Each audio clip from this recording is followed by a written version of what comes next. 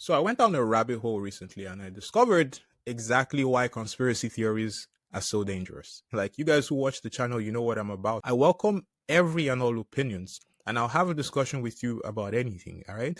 You guys know I love a good conspiracy theory as well. They can be very entertaining. So a good conspiracy theory has a tiny element of truth and the rest is typically pulled out from between someone's cheeks, right? I'll leave it up to you guys to decide which cheeks I'm talking about here. But shortly, I'll show you a video of a debate between Pierre Poilievre and Mark Carney about pipelines. Now, this video is from a parliamentary committee meeting 3 years ago. It's going viral again, but I want to break down a few things that you might not know. So listen to this real quick. Do you support the Prime Minister's decision to veto the Northern Gateway pipeline, Mr. Carney? I understand the veto of the Northern Gateway pipeline. You support it? Given both environmental and commercial reasons. Do you support it? I think it was sensible. I wasn't involved in the decision, but I think it was the right decision.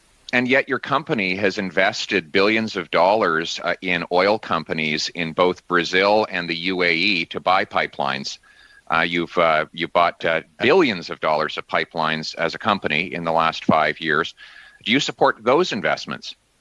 Mr. Poilievre, there is a global energy system, and one of the issues, I'm trying to explain a bit of how the economy works. One of the Thank you so much. It may help.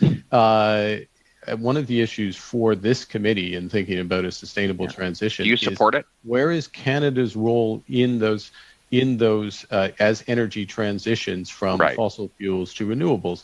And in different jurisdictions, into different geography, it matters. It matters, and this is a fundamental point. Yeah. No, I'm sorry. This is a fundamental. You're finally getting to a point. You've exceeded that the time. Is relevant to this committee's inquiry. What you're saying is you oppose pipelines in Canada, but you support them in the UAE and in Brazil. That's what you've actually said. There are specific. That's your double standard. It is not a double standard. It is a double standard. No, it's not. You make billions of dollars off foreign pipelines, and you shut them down here at home. Okay, so let's talk about this. Pierre has talked about this a lot on the campaign trail, right? He asked a good question here. Why does Brookfield, Mark Carney's old company, invest in oil and gas infrastructure in other countries, but not in Canada? And why would Mark Carney support a decision that blocks pipelines in Canada while allowing his company to profit in Brazil and the United States and other countries? Well, look at this. Brookfield is the joint largest shareholder in the Natural Gas Pipeline Company of America, which runs pipelines from the Gulf of Mexico and the Permian Basin in Texas to Chicago. Brookfield is also part of a consortium of financial institutions that have taken a 49% stake in the Abu Dhabi National Oil Company's gas infrastructure. Right? There's also the East-West pipeline in India. So why is the net zero guy, Mark Carney, blocking pipelines in Canada while evidently Brookfield continues to buy up oil and gas infrastructure elsewhere? Well, the truth is he isn't, right? Just look up Interpipeline real quick, okay? It is here in Canada. Interpipeline is right here in Canada. Brookfield acquired the Interpipeline in 2021. And you may recall that Mark Carney joined Brookfield in 2020. And Interpipeline is a multinational petroleum transportation and infrastructure company. It is ranked among North America's leading natural gas extraction businesses. Look at this right here. So they operate 7 pipeline systems that gather petroleum products from sites in Alberta and Saskatchewan for delivery to market hubs, primarily in Hardisty and in Edmonton. The Cold Lake pipeline system does 1.9 million barrels a day of bitumen, right? The Corridor pipeline system does 1.4 million barrels a day.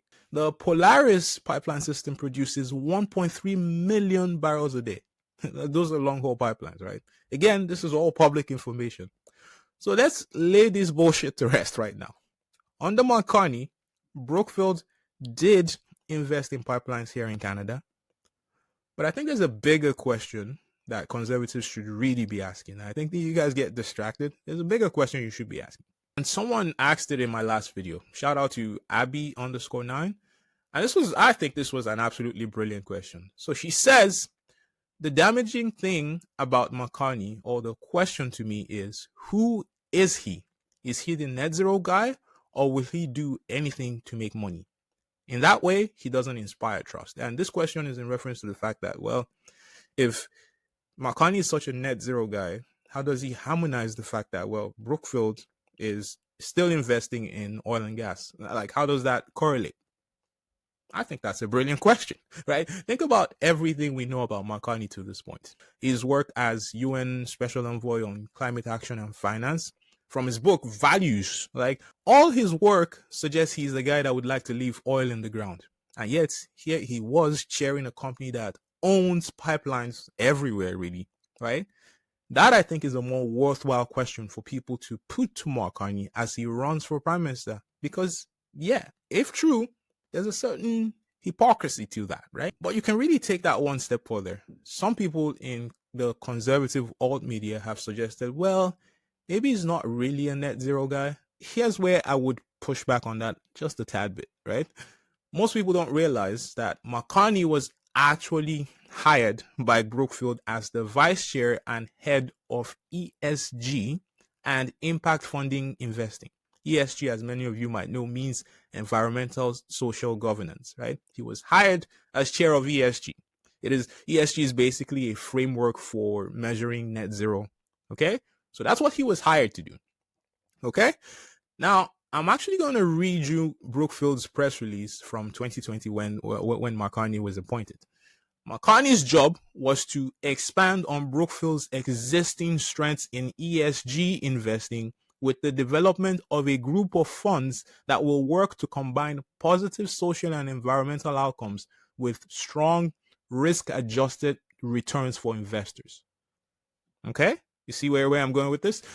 Here's what Mark Carney said when he was appointed head of ESG at Brookfield. He said, with an accelerated transition to a net zero economy imperative for climate sustainability and one of the greatest commercial opportunities of our time, I'm looking forward to building on Brookfield's leading positions in renewable energy and sustainability to the benefit of its investors and society. So he was coming in as a guy who was going to really grow that renewable arm of Brookfield. Now, here's where it gets interesting. Mark Carney ran into a problem in 2021 when he declared Brookfield had achieved net zero across its entire portfolio because of its enormous renewables business. Like, some of you might know that Brookfield has a spin-off company that invests in renewables. It's called Brookfield Renewable Partners, right? The idea was that with all the work that they had done with renewables and emissions reductions from that, they were offsetting their emissions on the other pipeline owning side of the business.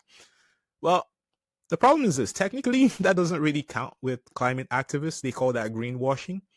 But that was what Mark Carney chose to do at Brookfield. Now, I don't want to get too deep into that, but what I will say is this. There is a bit of pragmatism to Mark Carney when it comes to climate action. This is what this shows me, right?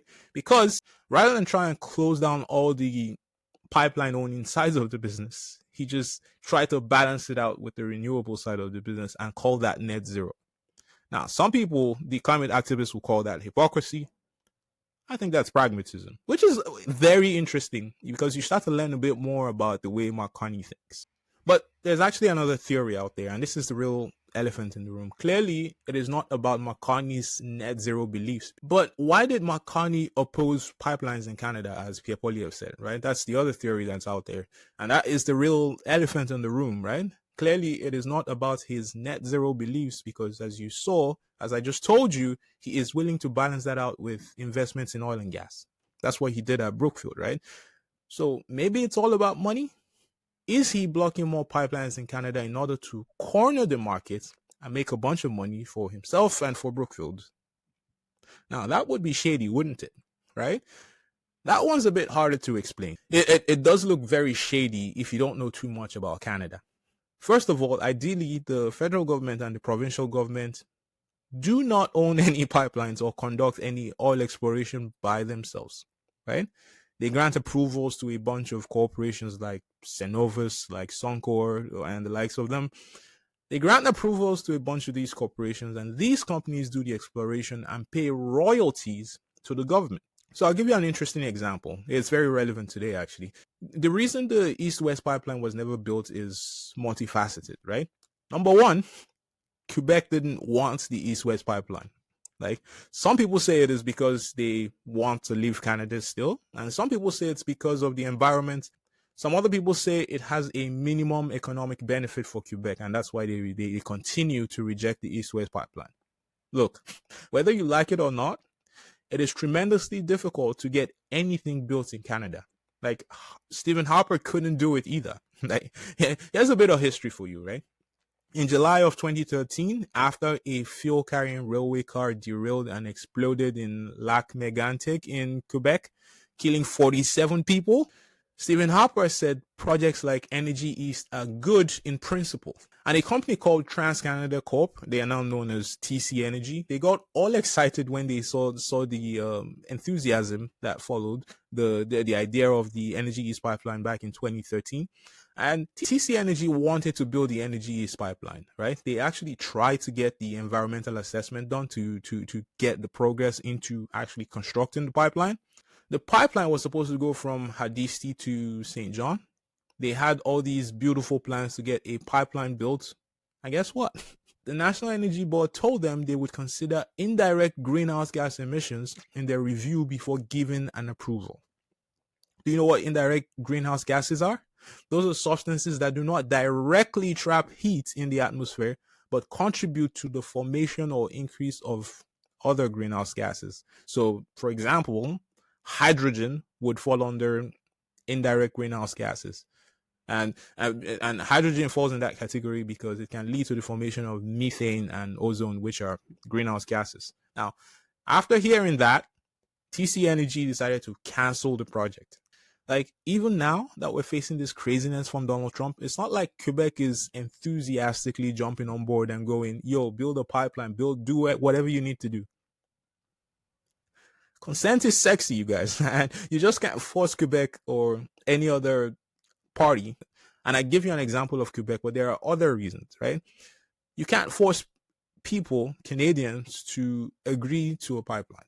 Like, the mere implication that Mark Carney would use emergency powers to get a pipeline built led to a massive outcry. It sounded hella crazy that he would even consider using emergency powers to get a pipeline built. And it is, because our rights and freedoms are important. So consider this. Do you think we will ever get a consensus on pipelines in this country anytime soon? Like, do you have any confidence that Pierre Poilievre gets a consensus to get a pipeline built across Canada if he is elected? Like, that is what you have to deal with here in Canada. And if you doubt me, just look up Kinder Morgan and the Trans Mountain Pipeline. Harper was prime minister for almost 10 years. The Energy East pipeline was never built. Right? This idea of the East-West pipeline across Canada is not new. It's not new. Right? Now that the Americans are acting funny and we're really in an emergency, we're acting like every province and First Nations and climate activists and everybody got together and we really wanted a pipeline. And we had a plan and everything, and Mark Carney decided he would block it, right? Poilievre is talking about building an energy corridor today. Guess what? The idea of an energy corridor has been around since the 60s. The whole idea of breaking down interprovincial trade barriers has been around for decades. That is what you have to deal with here in Canada. The other reason I suspect the Energy East pipeline was never built was because we were enjoying the American market too much. We didn't have to build our own infrastructure because we were so integrated with the Americans. Now, the next part of what I'm going to say is speculation, but I do not rule out the fact that the Americans probably lobbied our government as well, because the US makes a lot of money refining our oil and selling it back to us. They make like 3x profits. I'll say it suited them very nicely for us to keep selling them our oil at a discount, like easy money all day, right? So I suspect that was one of the other reasons the Energy East pipeline was never built. My whole point here is that there are very complicated reasons why that pipeline wasn't built. Consider this as well. The Trans Mountain Pipeline was built because the Trudeau government bought the pipeline. Kinder Morgan did not want to deal with Canada's bullshit anymore. People don't want to hear that. They want to hear that Mark Carney blocked the pipeline so he can get rich and keep you poor. And that, my friends, is why conspiracy theories are dangerous. We can keep going down this rabbit hole, and what you'll find is that Canada has very complex problems beyond an evil man that doesn't want to give us pipelines. Anyways, you guys, let me know what you think. Do you believe an Energy East pipeline gets built in this country? Is it as simple as electing Pierre Poilievre as Prime Minister? Because you should show me where to sign right now. Let me know your thoughts in the comment section. And if you're new to the channel, don't forget to subscribe and join the conversation. I'll see you next time. Take care, guys.